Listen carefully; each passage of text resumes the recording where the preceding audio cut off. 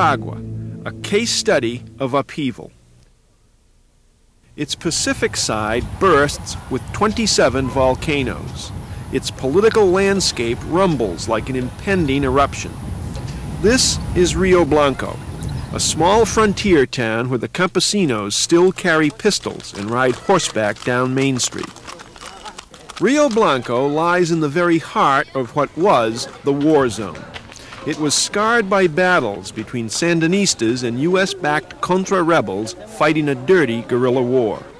People here are authorities on suffering, divided not only by politics, but by the personal burdens of death, grief, and vengeance. A decade of war in this small country took 50,000 lives, destroyed the economy, and tore families apart. Now it is over, and the Contras are back. Living alongside the Sandinistas they were trying to kill only a few months earlier. The Sandinistas lost the election, but they still control the military and remain the country's largest political party. Daily life here has become a delicate and dangerous process of reconciliation, and the Nicaraguans are still struggling, trying to learn how to live with themselves. I feel very strange to have to live with these people, the Contras. For me, they are criminals, and my ideology is that I'm a Sandinista. Anita Segueda earns $4 a day as a nurse at the Rio Blanco Health Center. She lived through the war years, tending victims of nightly Contra attacks. The war has left 10,000 young Nicaraguans permanently disabled. The healthcare system is in collapse. Not enough medicine to cope with the poor and war-ravaged population. The clinic here was built by the Sandinistas after the revolution in 1979. Now it must care for their enemies as well. The thing that made me feel the worst during the war were the people who came in here after the Contras had attacked different resettlement camps. You would see children completely torn apart, children without arms and feet, and you would think that they were completely innocent. They didn't know anything and they didn't do anything. Now the same people who committed these atrocities come in here and we have to attend to them. We have to be fair to everybody, we have to help everybody. But as I said, I find it very difficult and strange to have to live among them.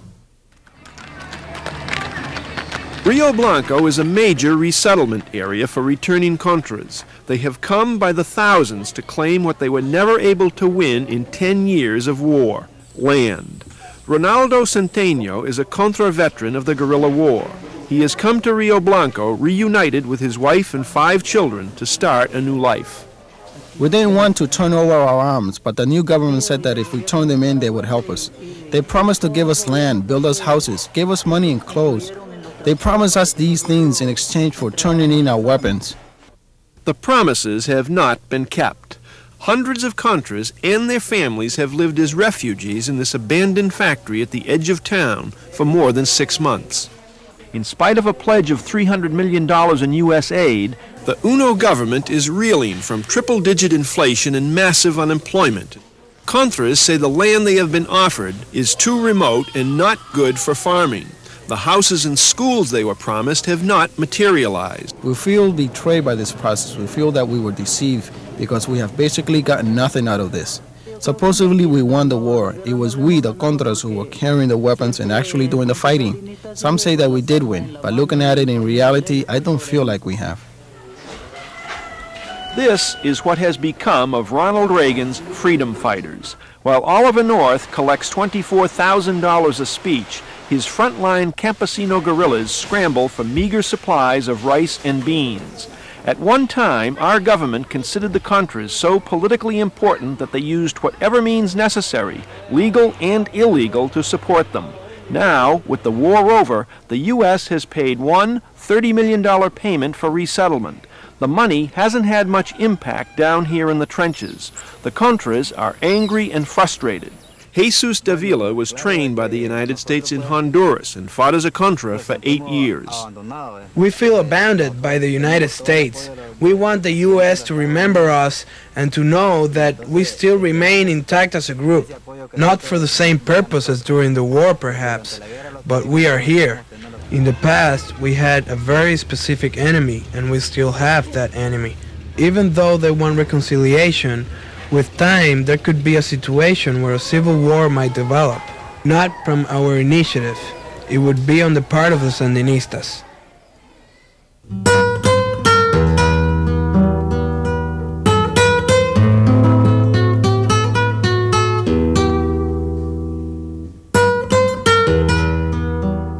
In Rio Blanco, as in all of Nicaragua, the war as such is over. For the campesinos whose lives have been disrupted by the conflict, the simple absence of guns and death is a fundamental change.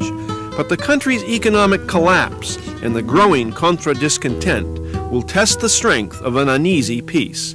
Tensions are mounting.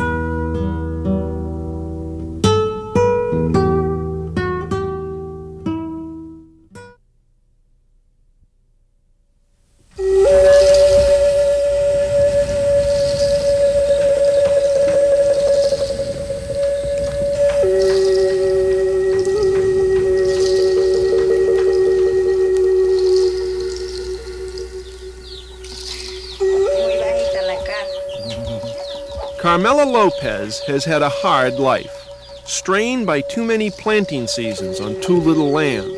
It became harder when the Sandinista army took her 2 sons for military service. Contra guerrillas attacked her remote mountain farm, stole her food, and burned down her house. She managed to escape and now lives on this cooperative farm outside Rio Blanco. Low-intensity warfare for Carmela has meant the loss of 15 members of her extended family, including her 2 sons and a 4-year-old granddaughter who was killed in a midnight Contra attack. Most of my family didn't die from diseases or sickness. They died from violence. The Contras were the ones who killed them. They shouldn't have had anything against us, but I think they went after us because our sons went into the army. It was the law. They were drafted. It's not our fault. We didn't do anything. We had a good life in the mountains, but when the war started, you know, life is a wonderful thing. For our own safety, we had to leave all of that behind. Cooperative farms were set up by the Sandinistas as part of agrarian land reform. Property was given to rural peasants in exchange for their promise to work the land. Nicaragua may have a new government, but the cooperatives remain solidly Sandinista.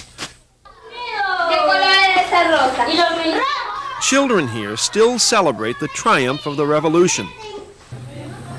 The graffiti reads, "With land, a machete, and a rifle, here nobody will surrender." It is still a bleak existence of too little money and too much hunger. But for these people, Sandinismo and land reform has meant a better life. Erasmo Zamora is president of one of the cooperative farms.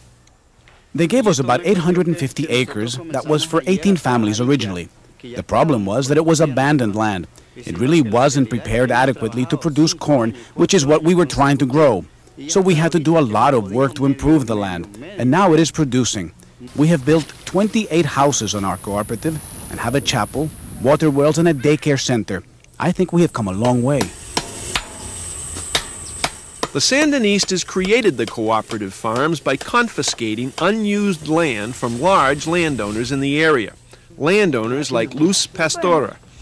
Though he still owns more than 7,000 acres of rolling ranch land, he is angry about the property he lost. Now the Sandinistas are out of power and he wants it back. Of course I want to get the land back. It's not so much because of the absolute value of it, or what the land is worth, but because of the way in which it was taken from me. It was given to these people who don't do anything and aren't worth anything. The only people who get work done on this land are the owners of the land. You know, if I want to give land to a poor person, and I have given land to poor people, then that is my own decision. But don't just take it away from me. Rich landowners aren't the only ones clamoring for the cooperative's land. Demobilized Contra soldiers, dissatisfied with the land they have been offered and frustrated by the government's inability to deliver on its promises, have their eyes on the cooperatives. Some are threatening to take matters into their own hands. We believe that we should also be working that land. This would be a benefit to the whole country, not just us. We have to be producing. The Sandinistas aren't the only ones who are Nicaraguans. We were all sons of the same fatherland. All of us in the cooperatives fear that our land will be taken over. We worked hard for this cooperative to build it and make the land productive. That is what they want. They want to kick us out and take over our houses and not have to start out the way we did, the hard way. We're afraid they will take over and kill people. That is what they have done all these years, kill people. The cooperatives aren't just going to go away. You can't say to them, listen, you lost and now you have to go. They aren't going to go. They should go back to their own lands in the mountains. All of them have land there that they just threw away. These people aren't from around here. The only way they will go is by force. Cooperative farmers fear large landowners will use the Contras to take land back violently, but they say they will not leave. Driven from their remote mountain farms once already in the face of Contra attacks, they are not likely to quit the cooperatives they have worked hard to establish. We are in agreement that the Contras have to have land. Most of them are campesinos just like we are. We believe they were deceived into fighting that war. It was against their own best interests. Even after demobilization, you see, there hasn't been a response given to these people. They have just spent months waiting and waiting with no solution in sight. I haven't seen one big landowner offer even 5 acres of land to them to help them out, even with all the land they have. We weren't the ones who sent them to the mountains to fight. It was the U.S. government who sent them. So it's not our responsibility to give up everything that we have done. The rural conflict is beginning to get out of hand. 4 ex-Contras were recently killed trying to reclaim land from a Sandinista-run cooperative. In a town just north of Rio Blanco, hundreds of demobilized Contras went on a rampage, ransacking the town and killing half a dozen Sandinistas. Battle lines are being drawn at the lowest levels of Latin American poverty. Peasant soldiers who fought to dismantle the Sandinista revolution, struggling against the peasant farmers who were part of it.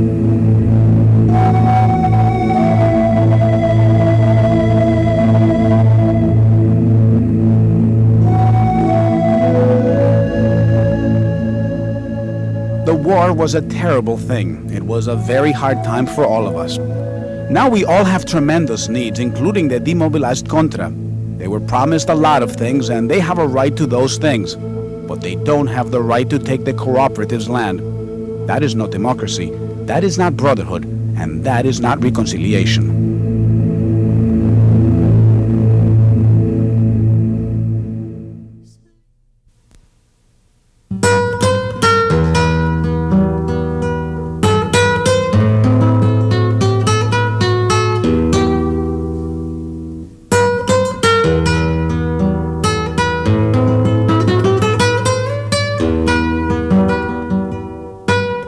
Nicaraguan boys playing army like boys do all over the world. But in a country where war has been deadly real since before these boys were born, their game seems all the more tragic.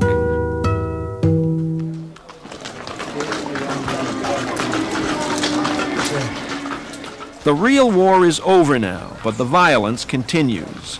Rio Blanco was supposed to be demilitarized for Contra resettlement, but many Sandinistas and Contras, uneasy with the fragile peace, have kept their weapons. The sporadic attacks and assassinations are no longer considered incidents of war. Now the violence is against the law.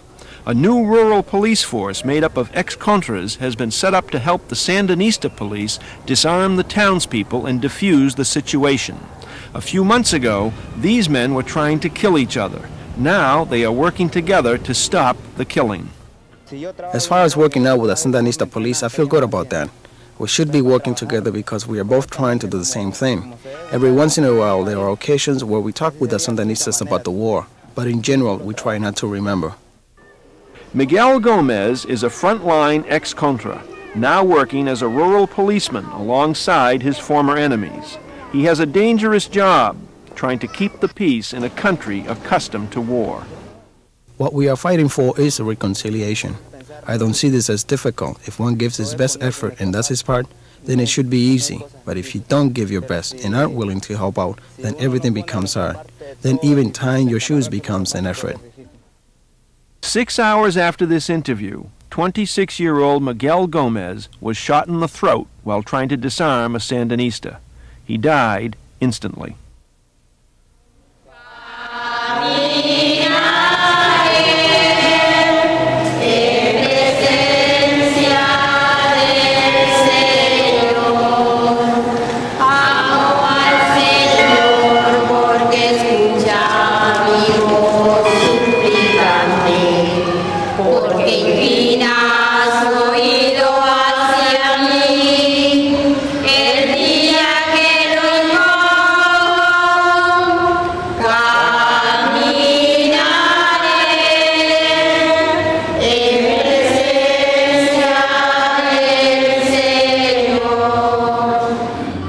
Hermanos, estamos celebrando esta misa de cuerpo presente por nuestro hermano difunto Miguel. Brothers, we are celebrating this Mass of body present, our dear brother Miguel Gomez.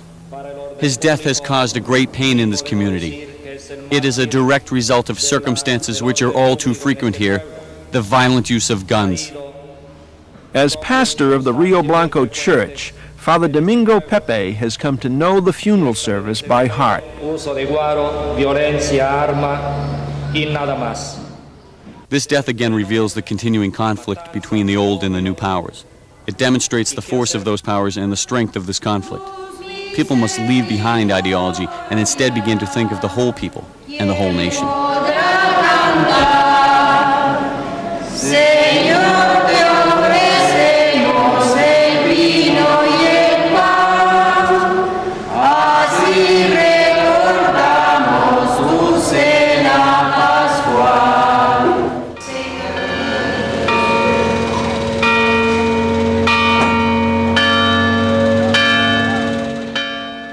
A decade of struggle and death in Nicaragua has brought little more than pain to these people. The country's economy is in shambles. The rural poor still struggle for scraps of land, and the killing continues. The future here remains clouded. It is unclear whether we are witnessing the difficult end of an old civil war or the very beginnings of a new one.